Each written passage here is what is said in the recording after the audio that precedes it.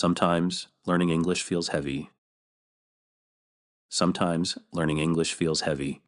You sit down to study, and before you even start, you already feel tired. You open a video, someone is speaking fast.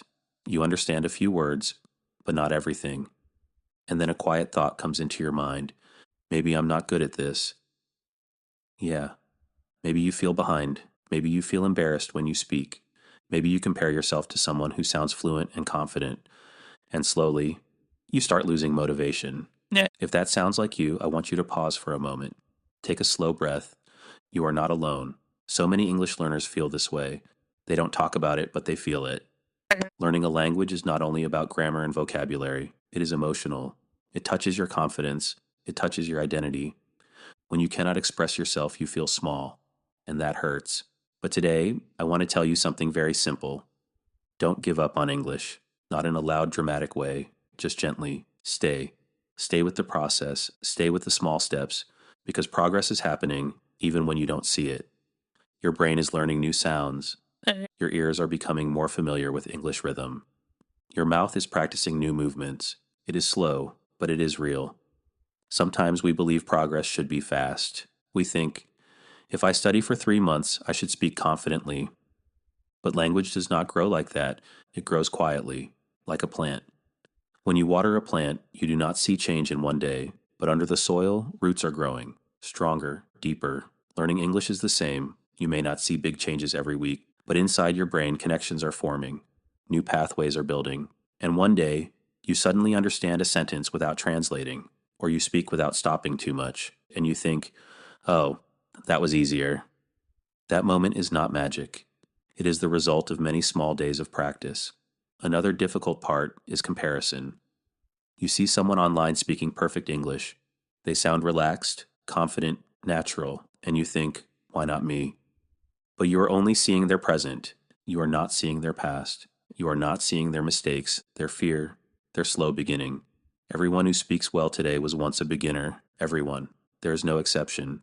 And beginners make mistakes. They forget words. They feel nervous. They speak slowly. That is not failure. That is growth. Mistakes are not proof that you are bad at English. Mistakes are proof that you are using English. If you never speak, you never make mistakes, but you also never improve. So instead of being afraid of mistakes, try to see them differently. Each mistake is information. It shows you what to practice. It shows you where you are learning. Now let's talk about something practical. What can you do when you feel like quitting? Keep it very small, very gentle. First, listen to English for 5 minutes a day.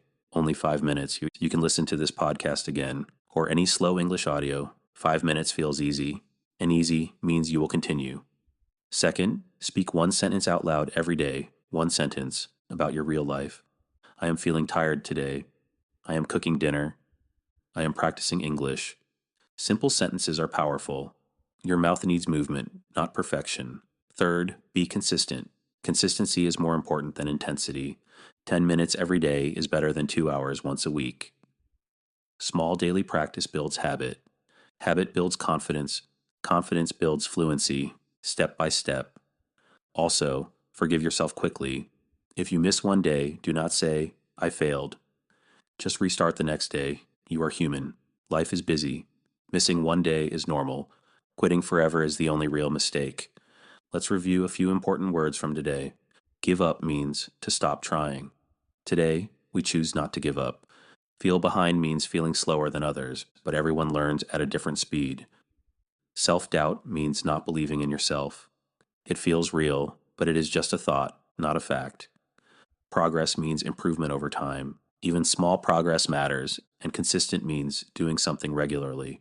Consistency is quiet power. Before we finish, I want you to remember this.